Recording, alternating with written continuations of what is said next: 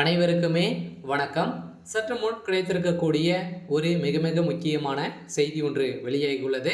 சற்று முன் அதிமுக அமைச்சர் வைத்தியலிங்கம் 100 கோடி சொத்துக்கள் முடக்கம், இது மாதிரி பார்த்தீங்கன்னா செய்திகள் வெளியாயிருக்கு.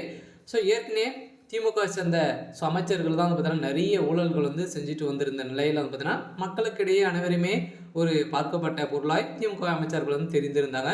ஸோ இதை தொடர்ந்து இப்போ பார்த்தீங்கன்னா அதிரடியாக அதிமுகவுடைய அமைச்சர்களும் இப்போ வெளியில் தெரிய ஆரம்பிக்கிறாங்க.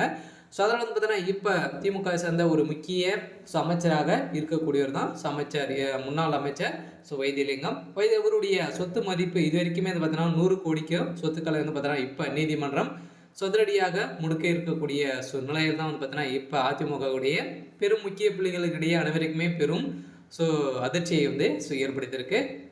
ஸோ இதை பற்றி இந்த வீடியோவில் பார்க்கலாம். ஸோ அதுக்கு முன்னாடி நம்ம சேனலுக்கு இப்போ தான் நீங்கள் முதல் முறையாக வந்திருக்கீங்க அப்படின்னா மறக்காமல் நம்மளுடைய சேனலை சப்ஸ்கிரைப் பண்ணி சப்போர்ட் பண்ணுங்கள். ஸோ வாங்க வீடியோக்குள்ளே போகலாம். ஸோ பார்த்தீங்கன்னா அதிமுக அமைச்சர் வைத்தியலிங்கம் அவர்கள் பார்த்தீங்கன்னா அவருடைய சொத்துக்கள் முடக்கங்கள் பார்த்தீங்கன்னா அசையும் சொத்து அசையா சொத்துக்கள் பார்த்தீங்கன்னா அதிரடியாக அமலாக்கத்துறையால் முடக்கம் செய்யப்பட்டுள்ளது. ஸோ அதனால் ஏற்கனவே பார்த்தீங்கன்னா சட்டத்துக்கு விரோதமான பண பரிமாற்றத்தில் ஈடுபட்டதாக பதிவு செய்யப்பட்ட வழக்கின் அடிப்படையில் அதிமுக முன்னாள் அமைச்சர் வைத்தியலிங்கத்தின் 100 கோடி சொத்து மதிப்பிலான அசையும் சொத்துக்கள் மற்றும் அசையா சொத்துக்கள் முடக்கப்பட்டதாக செய்தி வெளியாயிருக்கு.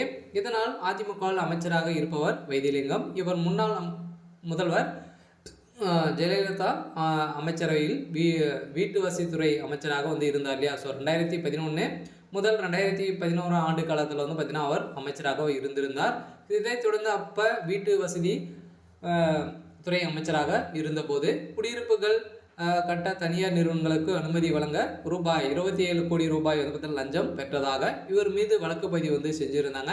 இந்த வழக்கின் அடிப்படையில் மேலும் அவர் தனது வருமானத்திற்கு அதிகமாக சொத்து சேர்த்ததாக புகார் இருந்த நிலையில் இது தொடர்பாக தமிழக லஞ்ச ஒழிப்புத்துறை அதிகாரிகள் வழக்கு பதிவு செய்து விசாரணை மேற்கொண்டு வருகின்ற நிலையில் இதற்கிடையே தான் சட்டவிரோத பணப்பரிமாற்றம் தொடர்பாக விவகாரம் அமலாக்கத்துறையால் பதிவு செய்யப்பட்டிருந்த நிலையில் தான் வைத்தியலிங்கம் மீது அமலாக்கத்துறை தனியே வழக்கு பதிவு செய்து கடந்த 2024 ஆண்டு அக்டோபர் மாதம் வைத்தியலிங்கத்தின் வீடு அலுவலகங்கள் அமலாக்கத்துறை மொத்தமே அவருக்கு சம்மந்தப்பட்ட சொத்தை ஒரு 10 இடங்களில் பார்த்தீங்கன்னா ரைடுகள் நடந்தது. இந்த சோதனையின் அடிப்படையில் தான் சில ஆவணங்கள் பெற்றிருந்த நிலையில் தான் இதில் அசையும் சொத்துக்கள் பார்த்தீங்கன்னா 100 கோடிக்கும் சொத்துக்கள் பார்த்தீங்கன்னா இருந்திருக்கக்கூடிய நிலையை தான் பார்த்தீங்கன்னா இப்போ அதிரடியாக இவருடைய சொத்துக்கள் 100 கோடி சொத்துக்கள் முடக்கியிருக்காங்க. அதனால் அமலாக்கத்துறை கஸ்டடியில் இருக்கக்கூடிய நிலையில் இப்போ அதிமுகவில் அடுத்தடுத்து முக்கிய புள்ளிகள் வீட்டில் ரைடுகள் நடக்கும் அப்படின்ற மாதிரி தான் சொல்லியிருக்காங்க.